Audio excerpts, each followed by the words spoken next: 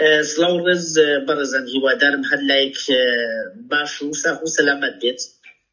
بێگومان بەڕێزان دەزانن ماوەیەکی دوێژە بانگەشەکانی هەڵبژاردننی عێراق بەگشتی دەستی پێکردووە. ئیمڕۆ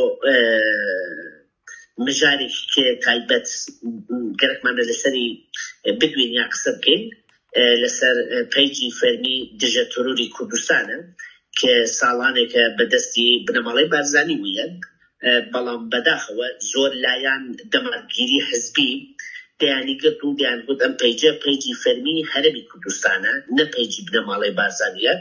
هەرچەند ئەگەر پەیجی هەرەمی کوردستان بێت ئابڕوچوونێکە بۆ کوردستان، بۆ هەرەمی کوردستان، و ئەگەر پەیجی پارتی دموکراتی کوردستانیش بێت ئابڕوچوونێکە. لەبەرەوەی من ئەیسەتە بۆیە بە وێنەت بە فیلم خەریکم ئەمە تۆمار دەکەم لەسەر ئەو ئەساسیە بەڕێزان سوبێ دووسبێن نەبێژن فتۆشاپە، ئەوە ماڵپەڕە فەرمیەکەی دژە تۆرۆری کوردستانە کە وردە وردە تۆتی دەخوارێ 4 سەعات بەرێ لەسەر خودی بارزانی مەسعود بارزانی پۆستێکیان کردووە. پۆستێ دنیش دوا بە دوای بانگەشەکانی پاڤێڵ تاڵەبانیە کە ئیمڕۆ لە هەولێر بانگەشەیەکی تند و تۆڵی کرد. دوای ئەوە ئەم ئەکاونتە یا مەسلحانم پەیجە بەدەستی وەیسی بارزانی کوڕی مەسعود بارزانیە. بابەتە ئەساسیەکە کە مەگەرەکمانە لەسەری باسکەین ئەدەب و بۆچوون و تەربیەی بنەماڵەی بارزانیە. لەبەرەوەی لەم لەیرانەدا نووسایسی ئەم وێنە هێمای کەسانی پێقسەکانیان بۆگەنی لێتێت. کاتێک من بە مێژووە ڕابردووی هەرەمی کوردستاندا دەچینەوە ناکەبینە وردە بابەتێنێک کێ لە ڕابردوودا ڕووی داوە، بەڵام بەم وێنە ڕاستی ڕووی هەرکەس دەردەکەوێت، ڕووی ڕاستی خودی بنەماڵەی بارزانی دەردەکەوێت. لێرانەدا بە توندی ئێرش سەر پاڤێڵ تاڵەبانی هاتیەکردنێدا، ئەوەی کە لە ڕۆژهەڵاتی دەبێژن کەوش یا لە باشوور خوندەرە یا لە جهندە جێگەی گندا پێڵاوە زمانێکی بەسلحان بۆگەنی دەرخستووە. ئەمە بە هێمای ئەو کەسایەتێدا ئێستا نیشاندان. لە حاڵێکیشدا بانگەشەی ئەوە دەکەن کە ئەم پەیجە پەیجێکی فەرمی هەرەمی کوردستانە. باشە ئەو کاتە لێرانەدا چەند پرسیارێک تێتە ئاراوە لە ئەکاونتێکی فەرمی هەرەمی کوردستاندا، لایەنەکە تەشیر بێت، سوکایەتی بێت، قسەی ناشرین بێت، هەر بابەتێکی ورژاند بێت. ئایا مرۆڤ دەتوانێت لەسەر ئەکاونتێکی فەرمی حکوومەت دەم و دەستگای فەرمی حکوومەتی هەرەمی کوردستان شتێکی وا بنووسێت؟ تۆ کاتێک لە بنوێنەکەی زۆتیت جاچتی هەری جاڵب چییە؟ خودی ئەو پێڵاوە، خودی ئەو کەوشە یا ئەو قۆندرە لەسەر سەری مەسعود بارزانیە، چونکە ئەمە ئەدەب و تەربیەی خودی بنەماڵەی بارزانیە، تەربیەیەکی کە خودی بنەماڵەی بارزانی ساڵانێکە فێری مناڵەکانیان کردووە. ئەمە تەربیە و ئوسلوبێکە کە زۆر جار تۆ باسی دەکەیت، زۆر کەس جارەتر بە دەمارگیر بۆی دەچن، دەبێژن کەسێک مردووە لەسەری قسەنێ دەکردن.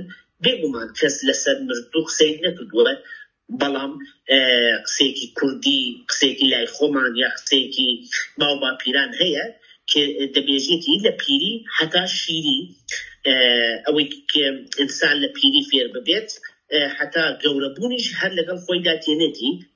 ئەمەی کە ئیمڕۆ وەیسی بارزانی لەسەر ئەم ئەکاونتە شتێکی وینەیە داناوە. تۆ کاتێک دەچیتە ناو کۆمنتەکانیشدا، ئەوەی سەتە کۆمنتەکانی دەیان کەس لە ناو کۆمنتەکانە شتیان نووساوە. ئەمەی شتێکی فەیک نییە، شتێکی فەیک نییە. ئەمە خودی تەربیەی بنەماڵەی بارزانیە. ئەمە ئەو تەربیەکی کە ساڵانێکە مەسعود بارزانی بە ناوی ڕێباسی بارزانی بانگەشەی بۆ دەکا. ئەمە سوککردنی هەرەمی کوردستانە، ئەمە سوککردنی کەسایەتی هەرەمی کوردستانە. ئەمە هیچ کاتێک لێرانەدا پاسا و پاکانە بۆ یەکێتی نیشتمانی کوردستان یا پاڤێڵ تاڵەبانی نییە، دەچن لەسەر ئەکاونتێکی شخصی خۆیان، لەسەر ماڵپەڕێکی خۆیان شخصی چی دەکەن و مەسئولیت لە بلایەنێکۆ بێ مەسئولیت بێ دەکەوێتە سەریدا. بەڵام ساڵانێکی ساڵە بنەماڵەی بارزانی هەرەمی کوردستانی وەک دووکانێک بخۆیان بەکاری تێنن، ساڵانێکە زۆر کەس جاری سەر بخۆی و ڕەفراندۆمی لێ دەدات، بەڵام لە سەحفەیەکی فەرمیدا کە ئەکاونتی فەرمی هەرەمی کوردستانە بە ناوی دژە تۆرۆری کوردستان کە 7,200,000 کەسی تێدایە کە ئەوانژە ڕقەمی فەیک بن یا فەیک نەبن، بەڕێزان بەخۆیان دەبینن کە لێرانەدا خەتی بەسڵحان شینیشی خواردووە، ماڵپەڕەکە فەرمیە و ئەیساکەمە بە ویدیۆ نیشانی بەڕێزان دەدەین بۆکە نەبێژن فتۆشاپە. ئەگەر وێنەیەکی واینە بێتە داینەدا، وێنەیەکی واینە بۆ تەشیرکردنی کەسایەتیەک یا ناوزڕاندنی کەسایەتیەک یا قسەیەک بە کەسایەتیەک، بەڕاستی هەر ئەوە لە دەرک و شعور و معرفەتی خودی بنەماڵەی بارزانی دەوەشێت. لەبەرەوەی بنەماڵەی بارزانی ساڵانێکی ساڵە بە ناوی جاری سەر بخۆی و ڕەفراندۆم زۆر کەسی لە هەموو بەشەکانی کوردستان هەڵخەڵەتاندووە و بە مەیلی خۆی و ئاماژی خۆی بەکاری تێنێت. دوای ئەویشە کاتێک مرۆڤ لەسەر ئەم بابەتانە دەدوێت بەداخی سەر داخەوە زۆر کەس دەمارگیر دەبێت و دەبێژێتی ئەوەی کە بەڕێزتان یا کەسێتن باسی دەکەن دەمارگیری حزبایەتیە یا و سیاسەتی حەکیمانەی کاک مەسعود لێ ئاگادار نییە. بەڵام من هەر ئەوە دەبێژمی لە کۆتاییدا ئەگەر هێشتا مەسعود بارزانی بخۆی لە ژیاندایە و شاهدی شتێکی وای نەدەکات، بێگومان پێشا ڕۆژنەوە و نەتیجەکانیشیان چی بکەن تێدەزانینێدا. هەر لەم بنەماڵە درۆ لەم بنەماڵە بەدەیان قسەی ناشیا و خەڵوەسلێت کاتی خۆیشی بۆ شنیار ئەنوەر لە پەیجی فەرمی و لە کاناڵە فەرمیەکانی هەرەمی کوردستان بوختانی پیس دەهاتەکردنێدا کاتێک بەڕێزیان لە ئەمریکا باسی ئەویە کردبوو کە بنەماڵەی بارزانی لەبێنەدا چەندان ویلایەن سەردووە لە کاتی خۆیدا لەگەڵ ڕۆژنامەوانێکە ئەم بابەتی ئاشکرا کردبوو. هەر لە کاناڵەکەی مەسرور بارزانی کێ گوایە سەرۆکی حکوومەتی هەرێمی کوردستانە بوختانیان بۆ بەڕێزیان کرد بۆ شنیار ئەنوەر و دیانگول لەگەڵ ئەو کوڕەدا ارتباطێکی نامەشروع لە دەروای کۆمەڵایەتی لەگەڵیدا هەیە. ئەمە حەقیقەتێکە، ئەمە ڕاستیەکە، ئەمە تربیە و ئوسلوبێکە کە خودی بنەماڵەی بارزانی بە خودی مەلە مستەفا بارزانی وە لە 66 و دەستی پێکوە ئەیساتە گەیشتە سەرنەوەکانیان و ئەیساتە ئەم ماڵپەڕە و ئەم دژە تۆرۆرە بەدەستی وەیسی کوڕی مەسعودە و هەڵدەسێت شتێکی واینە ناشیا و سووک لە کاناڵێکە کە گوایە ئەدعای سەربخۆی کوردستان دەکەن، خەڵدەسن شتی وا بەڵاو دەکەنەوە.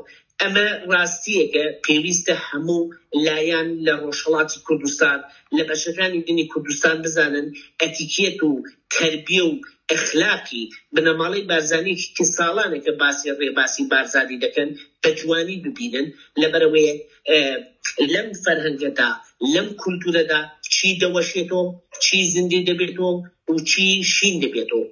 لەبەرەوەیە من کۆتاجار لە سەر ئەم بابەتە قسەی کۆتاییم تێنمە سەر ئەوە هیوادارم جارێتر هەر کەس بە ئەم ماڵپەڕەدا بچێتەوە، دوای ئەوە هەر کەس نەبێتە ئەو قارەمانانەی کێ گوایە ئەیساتا هەرەمی کوردستان دەڕۆخێت و لە شان و شکۆی هەرەمی کوردستان تێتەگرتنێدا و هەرەمی کوردستان دەکرێتە خەتەریدا. ئەمە ڕەئالیتیەکە، ئەمە ڕاستیەکە.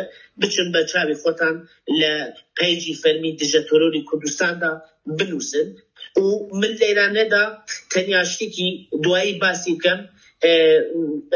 زۆر جار باسی ئەوە تێتەکردنێدا کە گوایە هەندێک کار لە ناوخاتی دموکراتی کوردستاندا تێتەکردنێدا مەسعود بارزانی لی ئاگادار نییە پاکانەی بۆ تێنەوە بۆ ئەوەی کە مەسعود بارزانی بە پاک دەخەن ئەسڵ و نەسەب و هینی ئەم قسە نییە سەروبەری ئەم قسە درۆیە لەم چەند ڕۆژەدا گەنجێکی هیچیان جارێتە لە هەولێر دا بەرشەقێدا لەبەرەوەیە تەربیەی بنەماڵی بارزانی تەنیا تەربیەیەکە چەقۆکێشیە لاتولوتیە ئەوەی کە لە ڕۆژهەڵاتی کوردستان پێش عەرالزوو ئەو باشە ئەوەی کە پێی دەبێژن باڵتەچیەکانە کە لە دەوری خۆیانیان کۆمیان کردووە گوایە بەناوی بانگەشەی هەڵبژارتن دەست بۆ هەشتێ دەبن دوور نییە ئەوە کتابەکەی خودی مەسعود بارزانی لە بزوتنەوە ڕزگاری ئازادی کوردستانێکە کە گوایە مەسعود بارزانی نووسایسی لەوێجەدا بە هەزاران بوختان و درۆ هاتی سەکردنێدا دەمێگەم بنەماڵە